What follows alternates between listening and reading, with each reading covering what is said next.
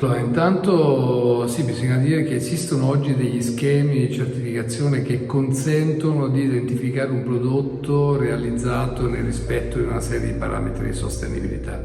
Purtroppo queste certificazioni non sono sempre così diffuse e non è sempre così facile trovarli sui capi infiniti in un negozio.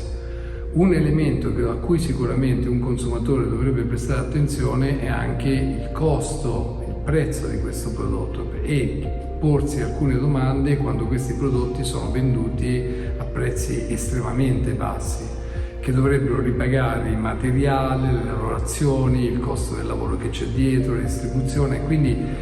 diventa difficilmente giustificabile in modo ragionevole che un prodotto completo, finito,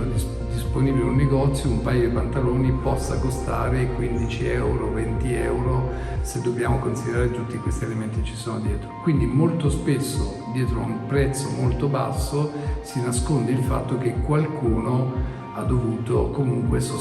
pagare di suo ed è molto probabilmente un lavoratore che da qualche parte sconosciuta o poco conosciuta, il cui lavoro non è stato sicuramente retribuito in modo adeguato.